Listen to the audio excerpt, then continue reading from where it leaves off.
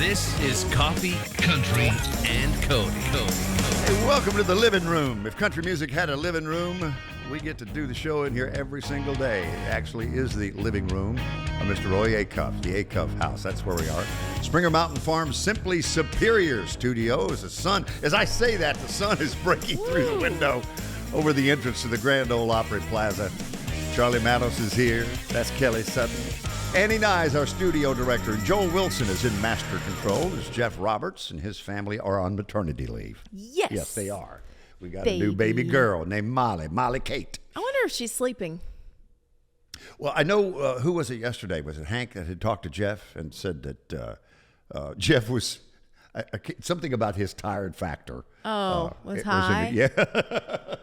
He is used to coming in here with us. Yeah. So, I mean, honestly, it's not probably that much different. And then here in just a little while, speaking of the Opry House, Charlie Matos, you're going to be there Thursday Opry Country Classics. Run that lineup. I know. I feel like it's interesting when you leave at 10 o'clock and you come back at 4 and see the same security person. It's like, it's still me. Hello. But does she recognize you? She did today. Okay, good. Only because I made a point last night saying, I'll see you in 5 hours. Right. And she goes, yes. Of course, it's a yellow Fiat. It should not be that hard. You would think. I think she's recognized my car because the last 2 days the gate has been opening as I approach it. It's like halfway open. Yeah. And I always wave and thank her and come on through. Yeah. Larry, Steve, and Rudy, the Gatlin Brothers. Spotlight artist tonight for Opry Country Classics is Rhonda Vincent and the Rage. T. Graham Brown, Shelley Fairchild, Bryce Leatherwood will all be there tonight. And I'm going to tell you something. Shelley Fairchild is as good a singer as there has ever been in this town. 100%. Please make a note of it. 100%. Okay? I still have her first CD.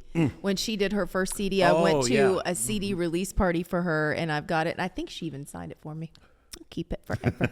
I love her. Got her an autograph, what she did. I sure did. Who are you talking about this morning? Okay, so we got a lot to dive into. Obviously, Morgan Wallen with the big news of 37 songs on his album. I mean, honestly, at this point, if you're pitching Morgan Wallen a song, I think he's going to say yes, because he has to have 37 songs on this new album. I like going to see Willie when he did 3.5, 4 hour shows, and it'd be like, stop playing, I have to go home. I have to leave at some point. Imagine the guy with the 38th song on hold. Yeah, you didn't make the cut. Sorry. Only 37. I hadn't thought about that. If you had something on hold with Morgan and it didn't get cut, you might as well flush it because it wasn't a good song. Also, Nate Bargatze was just named the new host of the Emmy Awards. That's going to be happening this fall. Details on that coming up in just a little bit.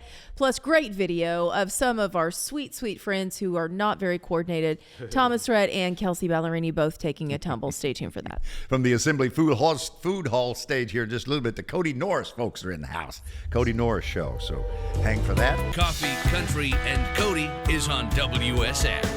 And would you welcome the Kody Norris Show to Coffee, Country, and Cody, the Society of the Preservation of Bluegrass Music in America, the SPIGMA. I know it sounds a little odd to say it, but it's true. They're the entertainers of the year without outfit is what I was getting to. Cody, Mary Rachel, welcome to the Acuff House Living Room Studio. So good to be here, and good morning to you. How's everybody doing? Good. Tell us who makes up the two of you, obviously representing this morning, makes up the Kody Norris Show. Yeah, well, we're both in it. You know, me and Mary. How long y'all been dating now, huh? A long time. Sometimes we're friends, and sometimes we're actually in married. Love. Yeah. Charlie Lohman, our bass man, been with us 5 years, and Josiah Tyree plays the banjo, sings the tenor. He's been hanging around with us for about 8 years now. So were the two of you just doing something together before you put the band together? Well, no, I had the band a good while, and my fiddle player left, and this young lady from Bowling Green, Kentucky, came into the band playing the fiddle, and my CPA advised me it'd be better on me financially to marry her than keep her as an employee. So that's just what we did. Cheaper to keep her. That's right. I don't know about that, actually. I was going to say, that's what you think. Yeah. I see the suits y'all wear, and I know she has a hand in picking them out. Yes, she does. They are I've got beautiful. expensive taste. Yeah. Yes, you do. Y'all look so sharp.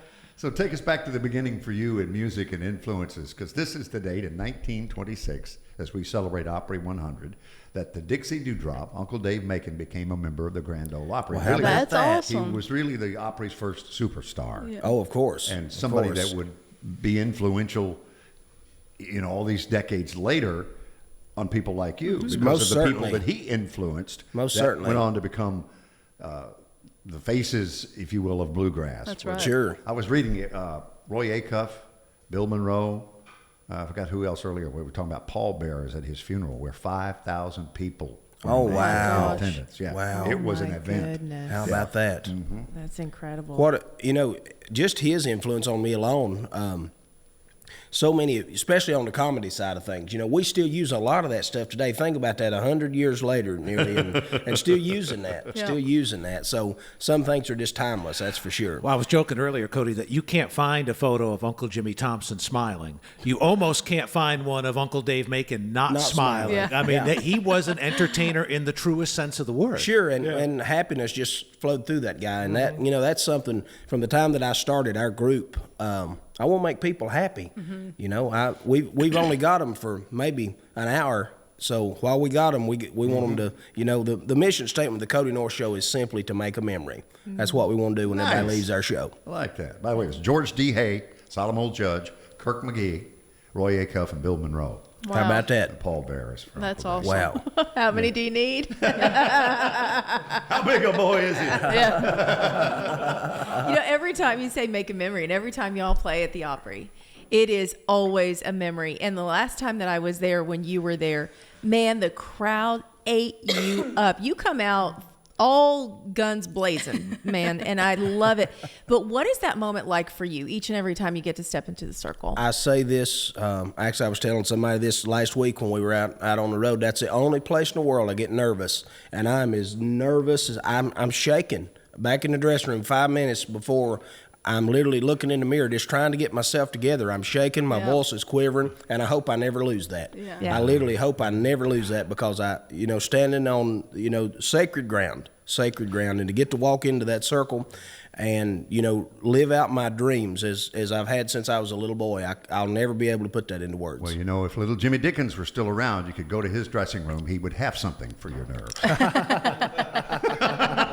If you hunt around hard enough, you'll still find something. Okay. Yeah. So I'm curious, though. So when you're on the road and you guys do a lot of dates and people buy a ticket to go see the Kody Norris Show, they know exactly who you are. They probably know all the songs. They've got all the records. At the Opry, I guarantee you some people are seeing you for the very first time. Yeah. What a cool opportunity to win over a whole new legion of fans every single night on that stage. I have to say, I take care of our Instagram, and it is so fascinating to me how many times when we play the Opry, how many people are sharing stories of us doing the auctioneer. They may not remember anything else we do, but by the time Cody gets to the auctioneer, they've got their phones out, and they just are mesmerized because they're coming here to be entertained, and we hope that we've been able to do that a little bit. I joke that it's like a cardio workout watching him do the auctioneer. Think about us keeping up with him. Doing the auctioneer. Yeah. It's really fun to me, too. Seeing, especially among younger folks in the audience, there's a level of skepticism when we walk out there, like, what in the world is this? And then 30 seconds, once we're into doing our thing, the phones come out. Yeah. And I love that. Well, you also make a fashion statement. Well, we try. Yeah, we try. And that harkens back to the golden age of the Opry and country music. Well, and I just love that. I mean, people dressed for the occasion. Sure. You had a stage costume. That's right, and I think you ought to do that. I think you ought to do that. How long did it take you to learn the auctioneer? Actually, I did that on a dare at a festival. I'd heard the song, but I never really, For people who don't know, Leroy Van Dyke. Oh, yes. right, yep. Yes. And was an auctioneer. My mom worked for an auctioneer when I was a kid. She was a bookkeeper for an auctioneer, so I grew up around that, hearing that, that chant. And on a bet at a festival, I was bet $25 that I couldn't do that song, and I did it. And I had a line of people at my record table when I left, but I didn't have a record of anything. And I had some T-shirts. I sold a lot of them that day. But anyway, it took me a while, but was so glad that we finally got that onto a record, and it's done really good. The music video is great. It's a lot of fun. And that's one song. Everywhere we go, I'll have 10 dozen requests for it by the time we hit the stage, and I love that.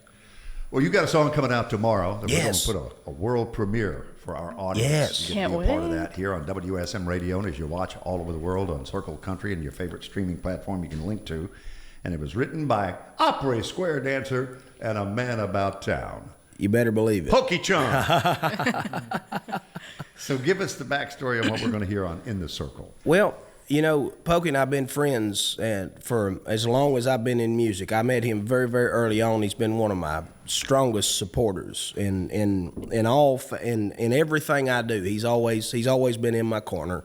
And I'll let Mary Rachel kind of bring how this song came about. So the night we made our debut, Kelly was there, and actually you were there from the start. We were at the Ryman Auditorium, and we were playing for Rhonda Vincent's birthday party, the Bluegrass Nights at the Ryman, and Larry and his wife were there, and Rhonda came out and asked us to make our Grand Ole Opry debut. So it was very sporadic. No one knew about it. Well, a month later, we are on the Opry stage, and we're doing our thing, and we're headed home that night to another show. And I called Larry, and we, just to recap, what went on and all this. And I said, hey, you should write a song from our perspective of playing the Grand Ole Opry. Not so much a tribute song, but just how one gets there, And it's so special, no matter if you're in country, bluegrass, gospel, any genre, to play the Grand Ole Opry, rock, any of it. It's a special moment to play the Grand Ole Opry, and to get to come back is even more special. So he called me an hour later, and he had this song written. And I was like, this is perfect. Well, I was playing it he was singing it for Cody, and Cody was like, he doesn't know any of that, but that is almost exactly my life story. The opening line of this song is exactly me, and I told him nothing. Yeah, we didn't tell him any details. It's spot on. It's down to the letter, and it gives me cold chills. Yeah. Sharing that story. Because I never told him that. I never told him. That's perfect. And he's in studio with us this morning, too, Pokey is. This is In the Circle, Kody Norris Show. More coffee, country, and Cody is on WSM. And we continue on the Assembly Food Hall stage this morning with Kody Norris and Mary Rachel, his wife, and the band. They're sitting over there along with a fellow who wrote that song we played and world premiered. There you go. And Pokey Chung from the Grand Ole Opry Square Dancers, who wrote it. And it was a little emotional in here. Yeah. It really was. It really was. I hope it's that way every time we do it. Well, you're going to do it at the Opry Country Classics tomorrow night? Well, you can't ever tell. You can't ever tell. Not going to give away your set list, but they are a part of Opry Country Classics, not tomorrow night, but Thursday the 24th, a week from tomorrow. And then also playing the Bungin' Up Pig in Franklin, Tennessee. Yeah. Charlie pointed Whatever out that earlier, is. one night you're at the Opry, cool. the next night you're at the Bungin' Up Pig.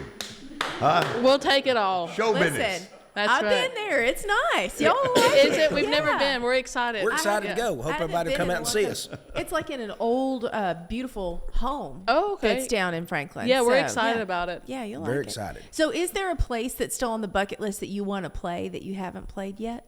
Yes, I'd love to play Carnegie Hall. That'd be cool, yeah. I'd love that. Okay. And, just especially with one of my most worn out albums is Flat and Scruggs at Carnegie Hall. I listened to that, it had grooves in it, extra grooves. And I think that'd be really neat to take our show there. Buck Owens with another legendary live record Uh-huh. at Carnegie with that yellow jacket on the front cover. Yeah. Mm-hmm. Ooh, that would And be another fun. kind of unsung hero of bluegrass, he wrote so many songs for Jimmy Martin, a lot of different people worked in Jimmy Martin's band. Earl Taylor and the Stony Mountain Boys, they were there before Flat and Scruggs at Carnegie Hall. So, and a lot of different people that you wouldn't think, made it there. Some other folk, I can't recall the name of the band, but another old time group from Southwest Virginia, and I've lost that name, but they performed there as well. So it's really I think maybe the Pea Pickers or something was the name of them, but anyway, they played up there. Where'd you grow up? Mountain City, Tennessee, and I still live there today. No The whole kidding. band lives Yep, there. The whole band lives there Yeah. now. You move them close so you keep them working. Got them on a compound. Everybody's on the same piece of land. Well, tell me about Ralph Stanley 8-track in one of your family members' El Camino Yes. that you own, a Chevy El Camino. What model year? 79. Okay. It belonged to my Uncle Jack. And my family, we grew tobacco when I was a kid. And I learned to drive that thing. I'm just small, 6 or 8 years old, driving out through the tobacco patch, with the El Camino. And in that, there was a Stanley Brothers 16 Greatest Hits 8-track. And that's what I learned to distinguish harmony on, the Hills of Roane County, Carter and Ralph Stanley. Yeah. And still to this day, if you play me that 16 Greatest Hits album, I can tell you what the next song's going to be. It's just ingrained. It's right? ingrained. It's ingrained. I still love an El Camino, but I remember the first time Jackson, my son, saw one. He was about 4 or 5, and he's, Daddy, why did they chop the back off that car? It's a clever idea. It's a great look. Yeah. It's called a sport utility coupe. Yes. is Yeah. how they reference I the love El those Camino. old cars. I've got several, and that's just a big part of. Have you restored the one? Yes, yeah. The El Camino, we did a full frame-off restoration. My dad and I, when I was about 16, and we started when I was 16, and I got it. Took about 5 later, years, yeah. I guess, something like that. But Mary Rachel and I, we'll get it out and take it to town once in a great while. So, and all that home time we have. What kind of mileage you get on something like that? Well, To town and back. yeah, maybe. I think it gets about 4 gallons to the mile. Yeah. I remember. My mom had one of those big old Delta 88s, and I remember we stopped at the gas station every time we went into town. You're probably there more than you were anywhere else. Absolutely. Where the old line was, it passed everything but a gas station. There you That's go. right. Yeah. That's right. Yeah. So who would have been the first person you went to see live, growing up in that musical environment? Your Well, family? the first bluegrass festival I ever remember was up in Elizabethton, Tennessee, Slagle's pasture. I saw a lot of folks there.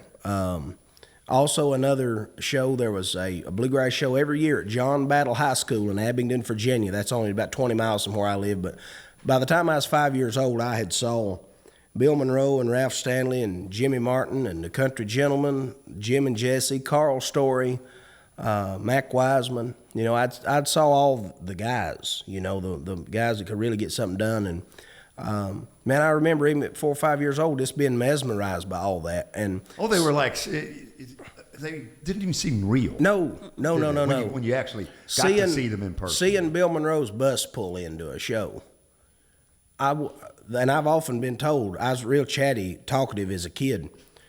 When that happened, I didn't say anything. For a long time, like I was just mesmerized, you know. And then as I grew up, I'll never. Jimmy Martin's, I guess it was his last bus, was fuchsia pink. And I'll never forget seeing this, you know, just so bright and flamboyant. And I'm you know, trying it's to just talk you into that. she actually wants me to, the next time we have our bus painted, she wants it that color. But anyway, the thing that still to this day mesmerizes me about that first Bluegrass Festival, and how in the world I remember this from such a young age, it had to just totally ingrain in me. But all those bands, same 5 instruments on the stage, and every act sounded like they were from total different planets. They had their own thing. Yeah. And the way they presented it. And, you know, between seeing Jimmy Martin at a young age and seeing Porter Wagner at a young age, I guess that set the stage for what I was going to do. That cemented it for you. It did, and I told my parents I want to do that one day. And so I took all those elements that I loved from country music and the sounds that I picked up from bluegrass and tried to create something that was my own. And some days I think maybe it worked. I don't know. Well, again, Spigma named you Entertainers of the Year. The Well, Cody thank Norris you. Show. So Thank you. congratulations Big honor. on that. Big honor. By the way, Bill Monroe's bus was called a Bluegrass Breakdown. And Pete Rones, as he referred to him, Yeah. Peter Rowan, Yeah. Bluegrass Hall of Famer, Peter said, "Oh, trust me, that's what it did all the All the time." time, yeah. If you have one, it's gonna do it. Yeah. That's crazy. Blue ain't the word. Is where we're going to wrap this morning. Thanks for Okay. getting up early and coming in. Sure Thank enough. you for Thank you having for us, having us. yep. Always excited to come in. Great to see you. Opry Country Classics a week from today, the 24th. They're going to be there. And the Bunganut Pig in Franklin. You can be a part of the Kody Norris Show live performance tomorrow. More coffee, country, and Cody is on WSM. A different Jesus Saves than the one that was written in 1885 or so that I grew up singing in church out of the hymnal. Remember Jesus Saves that? Waft it on the rolling tide. Jesus saves, Jesus saves. Tell the Probably. sinners far and wide, Jesus saves, Jesus. I didn't know maybe growing up in Alabama he was going to cover that, but that is such a powerful story song from Riley Green from the stage of the Grand Ole Opry this morning, and we're headed there with Lainey Wilson next. But first, Hi. what have you got? I have a bunch of people falling down. You want to watch the videos? Yeah. I'm sorry. This is my one. I've got a lot of fatal flaws. I'm not going to say it's my one fatal flaw because I know I have more than one. But this is when I see people fall, I laugh. I can't help it. I laugh when I fall. There's something about the physical comedy of falling down that makes me giggle. When you fall, the first thing you do, it's involuntary, but everybody looks around to see if anybody saw them. Well, everybody saw Kelsey because she was on stage. Kelsey Ballerini, she's been out on her tour. This is the Kelsey Ballerini live tour. She calls it her first big girl tour because she was actually doing different arenas. So this was the last night of all of the shows. She invites everybody backstage, all of her crew, all the people that have been working with her this whole time to come out on stage and sing Friends in Low Places with her. And she went low, low places indeed. She steps off and kind of misses her footing and takes a tumble. Take a watch. Boom! But then she just hits a pose and goes with it. That's the best recovery. Watch. And strike a pose. I meant to do that. It was so It's funny. like she landed a gymnastics move Yes. at the end. Yeah. She just didn't nail the landing. That was the only problem. So, yeah, she's fine. The only thing that was hurt was her pride. She was obviously feeling it probably the next day. She didn't say if she had a big bruise or not, but she did post it of herself. I like it when everybody can just make fun of themselves. Like, yeah, it's going to happen. You do the percentages, how many times you're on stage, in heels, walking backwards, singing, lights, camera. Yeah, you're probably going to fall. And there's a lot of stuff up there that people don't realize in the audience is up there. Oh. That could cause it to happen. Yeah, tons of like cables and different things. But that one was like the riser was moving up and she stepped backward and there she went. Wasn't hurt. Unfortunately, that is not the case for our friend Thomas Rhett. This is crazy because it wasn't even his concert. Thomas Rhett was a spectator. He was at a Forrest Frank concert and he has a song with Forrest. And so in the middle of it, Forrest is doing the song and says, "Hey, TR, I know you're in here. Come on down." So here's how it goes. Watch. Here he is. He's walking down. 3, 2, 1. Steps off the step, but then recovers and hops up on the stage, hobbling, and performs. Look at this. He's hopping around, but he's hopping on one leg, you notice. Hopping on the one leg, just going to keep that foot up in the air, having a big old time. And then this is what happened backstage. Take a listen. Every now and then you just have to sing in a Forrest Frank concert and break your ankle in the process. I gave my all for Tennessee tonight. You did. Somebody did this week. Yeah. He said, "I gave my all for Tennessee," as he's being rolled away in a wheelchair by his wife, Lauren. You know, she's like, really? I did not have this on my bucket list today, that I was going to be rolling you out of the arena. And he didn't even get a chance to really perform. He did the one song, and that was it. Now I have 4 small children at home to take care of. Now I have 5. That's exactly what she was probably thinking. Like, great. Now you're going to use that as an excuse. Honey, can you go pick up Willa? Hey, big boy, you're on your own. If you can hop around and perform, do the one-legged thing. There you go. Get it done. There you go. No good deed goes unpunished. Okay, they will say he's going to be fine. He has plenty of time to heal. His tour kicks off in June. So broken ankle, but he's going to recover. And it's his left ankle, so unless he's driving a stick, he's okay to drive. Yeah, he should I be even fine. thought about that. Yeah. Yeah. Oh, I did when I broke my foot. It was my left foot, thank goodness. But yeah, it just makes everything so much Oh, harder. yeah. If I did anything to my right, I could not shift. Yeah. I mean, I can't shift left-handed. No, you know? no, that would be terrible. Okay, congratulations. Another Tennessean doing us proud, Nate Bargatze. Oh, yeah. Just named as the new host of the Emmy Awards. That's going to be happening this fall, the 77th Emmy Awards, which honors excellence in television. CBS is going to broadcast the show live on both coasts from the Peacock Theater in LA on September 14th. The show will be available to stream live and on demand on Paramount Plus later on. He said, "It's a huge honor to be asked to host such an iconic award show. I'm beyond excited to work with CBS to create a night that can be enjoyed by families around the world." And that's really it. He's such a good comedian and so funny, but also clean. And I think that's why everybody just has fallen in love. Looking good in that Nate. white tux, because Yeah. Billy Gibbons said it. Yes. Okay. Every woman crazy about a sharp-dressed man. I got to show you the selfie. Okay. George Strait, Texas, hungry, goes to the Dairy Queen, and the girl goes, "Well, you're George Strait." He said, "Yes, I am. Can I please have the Hunger Buster?" And that's what he got. And then she got a selfie with him. There it is. Look at him. He's just got his little camo hat on and his sunglasses, just rolling through. I bet he got something for Norman, took it home. So there he is. Yeah. If you wanted to know, Hunger Buster is the quarter-pound patty with lettuce, tomatoes, onions, pickles, and mustard. Yeah, and a side of Cody tequila. You Nice. get that. Wash it They down. might charge you extra for that. I don't think it's in the value meal. From WSM Radio, this is Coffee, Country, and Cody. And Tim James, I told you he was coming. Sit down, buddy. You are a part of Coffee, Country, and Cody from the Assembly Food Hall stage this morning. Award-winning singer-songwriter, author.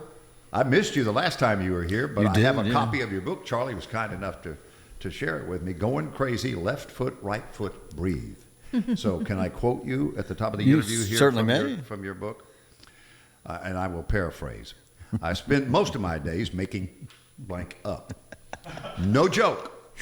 I'm a professional songwriter. I either sit in a room with one of my friends or on some occasions a stranger trying to make something rhyme with love for the 100 millionth time. The Temptations did it. Henley and Fry did it. Lennon and McCartney did it. So why can't I? Because I'm delusional. That's why apparently I can. To all those struggling singer-songwriters out there, or those who've been successful but have a block, currently in the middle of a block, it's chapter 2. It's Right. called Writing.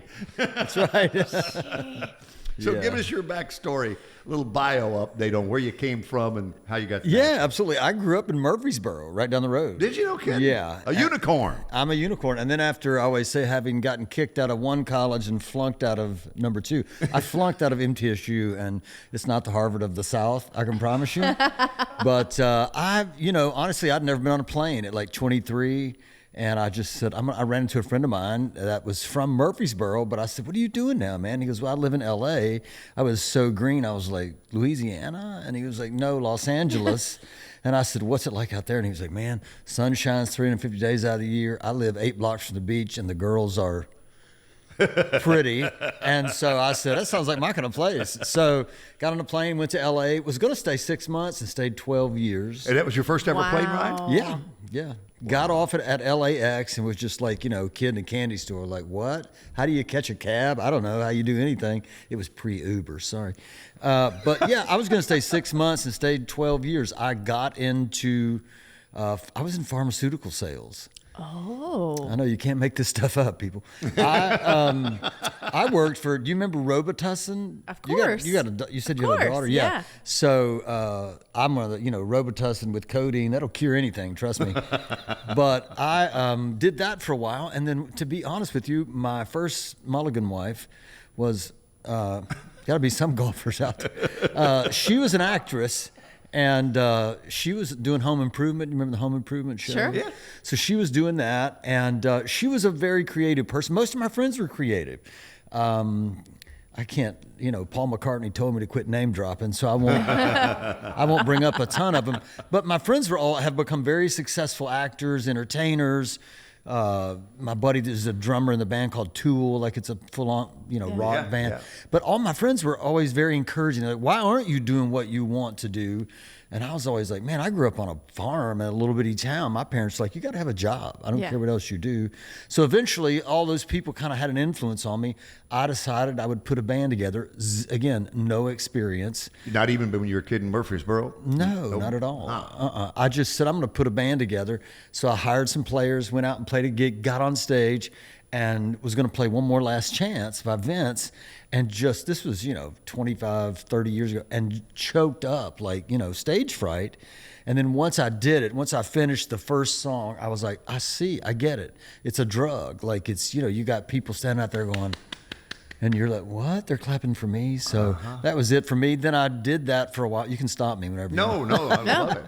I did that, and then actually, because, my first hit was with Toby, and oddly enough, in Reno, Nevada, 1990, I opened my band, the Tim James Band. What a egotistical name. We opened for Toby, and it was great. But I was, I was older, so I was kind of like, my time's come and gone as an artist, and I'm not. I wasn't a great singer, but then again, so. I just decided what I can do is I can write songs. And I always did it, once I started pursuing music. But then I came back here, man, and got, as everybody does, you get shot down, just constantly. Everybody here, you remember Charlie Monk? Oh, absolutely. Oh, I love Yes. Charlie. One of my dearest friends. Yeah, I thought you guys were close. Charlie, at one point had lived in Murfreesboro, so he and I'd kind of maintained contact.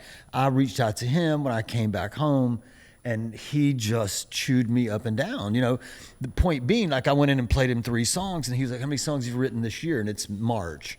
And I said, "Those 3. And he goes, "Yeah, I got Don Schlitz and Fred Knobloch in the next room, and they're on number 50 this year." So his point was, you can't come in here and think you're going to compete with these guys that are so good, and they do it all day, every day. So that was a great lesson for me. But then I signed with one company that Don Schlitz started called Hayes Street Music, long time ago, and signed with them, and then they closed down, and I was no spring chicken. I was like 38 going, what in the have I done? And then I was hanging out with some buddies one night, and they're like, "Man, I know a guy that's signing writers." And I was like, "Who?" And they said TK Kimbrell and Toby Keith. They started a small pub company. Yeah. So I just, scurried on over there and met with them. And after 2 or 3 meetings, you kind of got to do the dance. Rob Hendon ran it, and Rob said, "Man, you got to get a lawyer. Toby loves what you're doing." So then they cut the Pull My Chain record, and he said, "I'm going to cut my list." And I was like, needless to say, now I'm almost 40, and I'm like, okay, this is working out after all. I didn't completely screw up, as everybody said. And then he put out, I Want to Talk About Me, and I'm Just Talking About Tonight. And then Borchetta, tragically enough, 9/11 happened, but Borchetta said, "You got to put out that My List song." So he put it out, was number 1 for 5 weeks, and has been on literally 11 million albums now. Did he remember you from you opening for him back? No. He didn't? No, nah. No, but he was always, he was always very good to me. That's all I could, everybody's got their opinion about everybody. He was always really good to me and nice guy. Last time I saw him, he was still, and he was, he was very, he had confidence, but he was like, "I'm going to win. I'll beat this thing." Well, Kelly saw him. Yeah. You were living up on him, like on the red carpet, I want to say. And sat and talked to him and just said, "How you doing?" And he said, "We've been through a lot, but I'm here and I'm feeling good." And I was like, man, it just, it was one of those, he was really happy that he could get back on the stage and he got a chance to perform that night. Right. And seeing him in his element again, that was really magical. Yeah. He, like I said, he was that's the only way you can judge anybody is how they treat you. And he was always good to me. So and I've spent a couple nights on the bus with him, and oddly, again, because I'm from Murfreesboro, Mel Tillis rode the bus one night, and for a guy from the borough, I called my dad like, "Mel Tillis is on the bus." Yeah. Man, I wish I could have rolled a cassette on their stories they were telling on the bus that night. I can't repeat some of them. No, that's the why I want. Those are the ones I want. Yeah. You had a big hand, a significant part of his induction into the Country Music Hall of Fame with the success that he enjoyed with your songs. Yeah. So that must make you feel good too. Yeah, it's been, it's been so great, rewarding. I'm still humbled and flattered that I even get to do this because, again, at 35, I'm selling cough syrup. And I went back, I wrote a song with my friend Casey Beathard, and it was called All I Ask For Anymore, that Trace Adkins had out, and it got nominated for a Grammy. And so, I get a call. Again, I'm a guy that I still live in Murfreesboro, but I got a call from my publisher at Warner Chappell, like, "Hey man, All I Ask For Anymore is nominated for a Grammy, Best Country Song of the Year."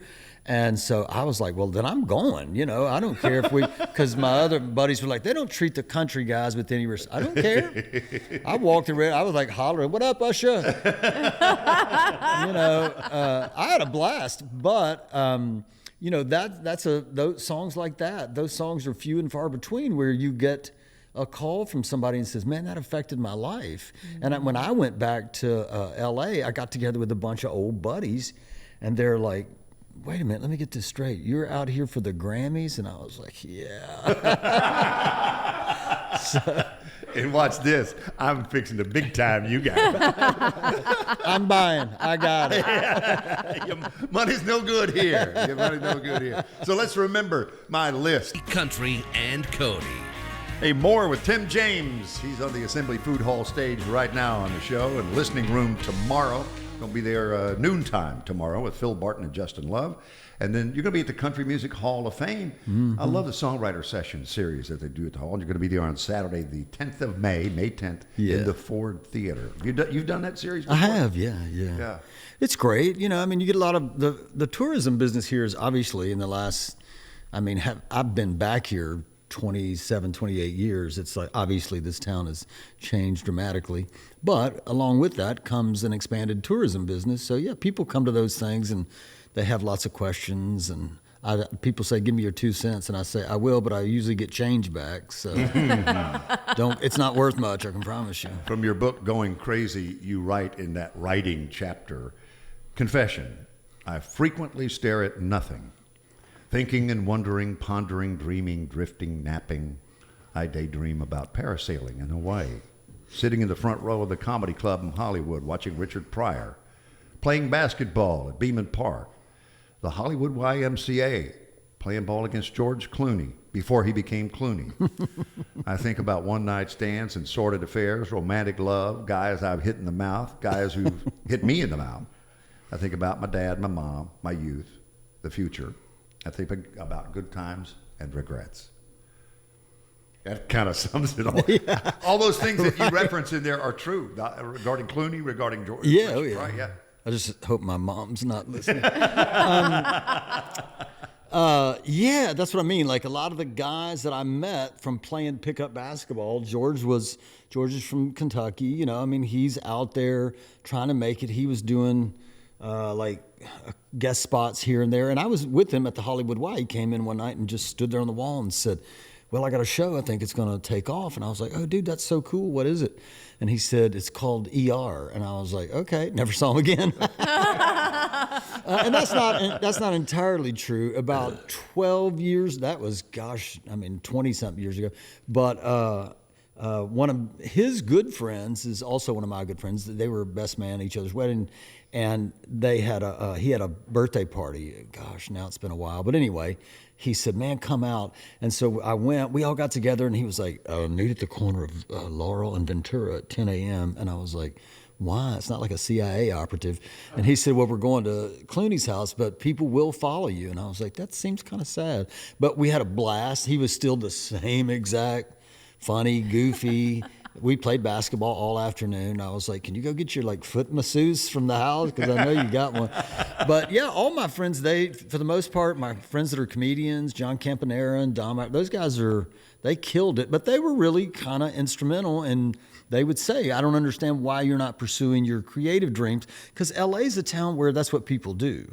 And here too, but not when I was a kid as much. Mm-hmm. Now it's like, everybody I run into, I don't care where I am, I'm like, "Well, what do you do?" And they go, "Songwriter or singer or engineer or something." So yeah.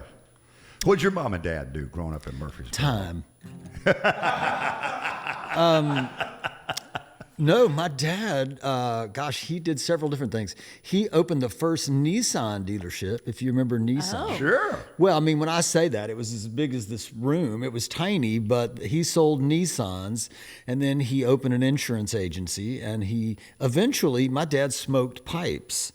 And he was the number one collector of Dunhill pipes in the world, which is not saying a lot because it's not that big of a market.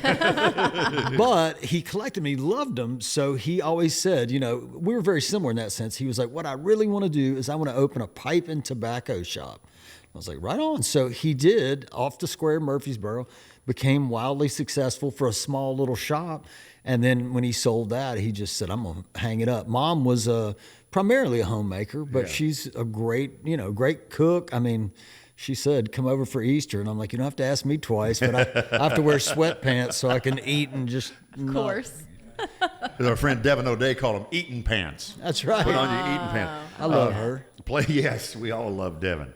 Listening room tomorrow for Tim James at noon, and then the Country Music Hall of Fame Songwriter Session Saturday, May 10th, Ford Theater. There's more at the Hall of Fame website. We heard my list. The list includes Give It All We Got Tonight for George Strait, Lee Bryce's Love Like Crazy, it's Trace Adkins, Darius Rucker's Cut Your Stuff, on and on the list goes. What are you going to do for us live this morning? Man, I was going to do, I got one on the new Kenny Chesney record that I wrote with my friend Danny Myrick and Brett James. Brett James. He was just in. No, Brett and I are good buddies. And Talk about movie star handsome, I like know. Clooney. I call him Tarzan. I'm like, dude, put a shirt on, please. But my publisher, Porchlight Music, a guy named Tim Medlin, he publishes the Kenny Chesney. We got one on there, me, Brett, and Danny, and then Kenny's cut some other stuff. I got one in there, but I think I'll probably play Give It All We Got Tonight, which was Straight's last #1. So successful songwriters, this is Tim James, if you just joined us on Coffee, Country, and Cody, have trouble getting a song to George Strait. I mean, people who are really good and successful. How'd you get that to George Strait? I paid. My song plugger at the time, Alicia Pruitt. We know Alicia with Wade Bowen. We see her. Yeah, she's great. Yeah. She was my song plugger at Warner Chapel. I wrote that with Phil O'Donnell and Mark Bright. Aww. And it's one of those songs, we just wrote it, and we were like, well, it's cool. I don't know if it's anything, but I played it. Phil did a killer little demo, and then he sent it to me. I sent it to Alicia, and she was like, smash. And so she took it to Brian Wright, who was at Universal, and Brian said, oh my gosh, this is great for Strait. And then they called, and matter of fact, they were in the studio, and they called me and said, hey, we're in the studio. But there was one line in the second verse, and it was like, when that seat lays back, something, something. It was a little too risque for George. And they said, he's not going to sing that. Can you come up with something else? And I was like, dude, you could put monkey wrench.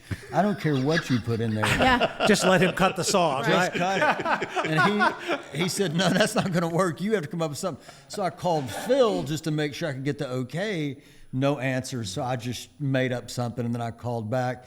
And I don't know, listen, at this point, if you don't have a sense of humor, it's not going to. So I sent it back, and it was like, summer honeysuckle leaking through a roll down window. And then I changed the line, and then I went, and there you damn go, George.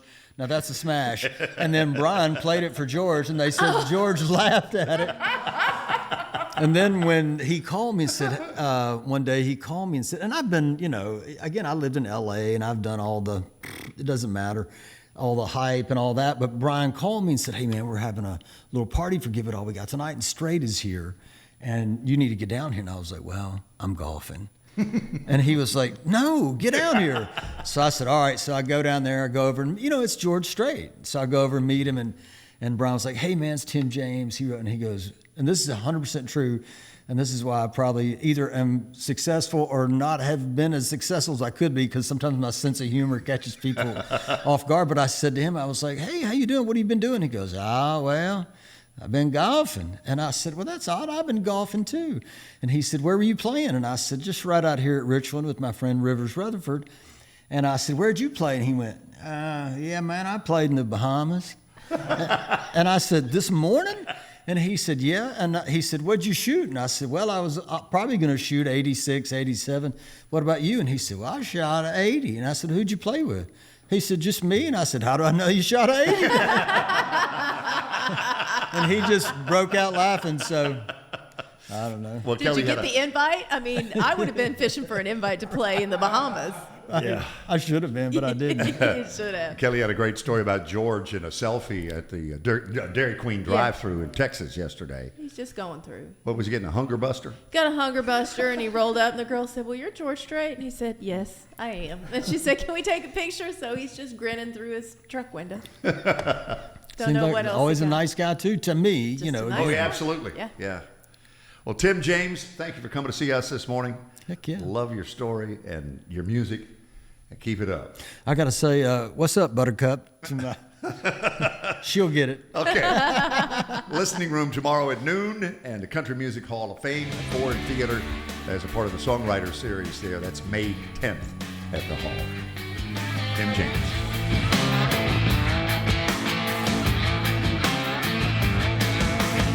Is on WSM. April 17th, 1926, as we celebrate Opry 100, the Dixie Dewdrop was inducted into membership at the Grand Ole Opry. That's Uncle Dave Macon I'm talking about. He was born in 1870, and he was like 55 when he became a member of the Grand Ole Opry. He looked so much older. 55 doesn't look like today's 55.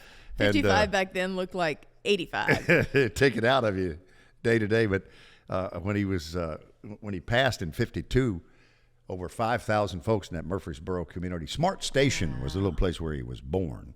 And he was a teamster. He was a wagon and mule and wagon, horse and wagon delivery guy. And hence the term, if you've ever seen the Teamsters Union logo, it references that. But the solemn old judge, George D. Hay, Kirk McGee, Roy Acuff, and Bill Monroe, pallbearers. There you go. Yeah. And then in 2004 on this date, the Judds, now in the Country Music Hall of Fame, they made their Grand Ole Opry debut. It's only 4, not 6? That's all it listed was 4. Okay, all right. Oh. Yeah. He probably had 2 all- other family members in there that weren't famous. I've been told that's all you need. You only need 4? Yes, that's it. So, Well, Hank Snow famously said, yes. all but 6, you got to have pallbearers. Yeah. That's it.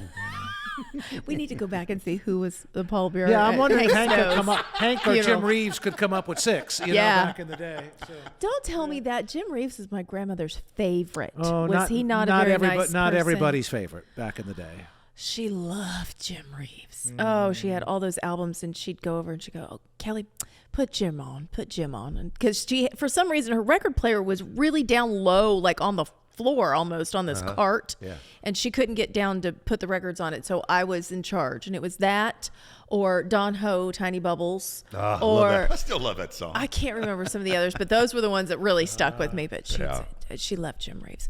All right, well, let's talk about Tucker Wetmore. Tucker Wetmore, he's got a lot of stuff happening, including his debut album coming out. It's kind of great when you have a debut album, but you've already had 2 #1 hits. I mean, that's nice. You're kind of front loading everything. His newest one, 321, is not one that he wrote, but it is one that he said he just instantly knew he needed to cut it. The first listen, I was like, this feels great. I love it. Immediately put it on hold. I started listening to it a couple more times, and I was like, wait, I kind of relate to this thing. It's kind of just talking about like being in a point of time of questioning your decisions when it comes to like leaving someone or staying with someone. Kind of, I'm like, I was just there a couple months ago, you know? So it related to me, but it just feels good. It's a feel-good song. It's a windows down kind of song, which I love. Windows down kind of song might be for today. I don't know. Maybe get something going and just roll down. Is he on the market? Is that what he's trying to tell us? I mean, I don't know. Maybe. That's what the song implies. It is kind of one of those, like you're just cruising down the road. It's got that beat to it. Yeah. So debut album is coming out. That's Tucker Wetmore, 321. That's the latest. So we roll toward 10 o'clock, 7 o'clock tonight. The big red curtain is up on Opry Country Classics. And Charlie Mattos, you are there with a lot of talented people. Larry, Steve, and Rudy, the Gatlin brothers. Larry, of course, your host of Opry Country Classics. Rhonda Vincent is in the spotlight. And we've got T. Graham Brown, Shelley Fairchild, and Bryce Leatherwood on the show tonight as well. We'll rewind to some highlights from that. Tomorrow's Coffee, Country, and Cody. Good Friday of Easter weekend. We'll visit with 2025 Opry Next Stage artist Tiger Lily Gold. Woo! Tammy Nielsen is coming to see us, and every female in this town who sings adores her. She's incredible. Yeah, including Shelley Fairchild. I think the last conversation I had about her was with Shelley backstage at the Opry. And our friends from Puckett's going to get you ready for the upcoming Strawberry Festival. We'll tell you about that and lots more. Kelly Sutton, Charlie Mattos, thank you to Annie Nye, our studio director, Joel Wilson at Master Control. This is Coffee, Country, and Cody from the Simply Superior Studio, Springer Mountain Farms. Thank you. It's on the Opry Plaza.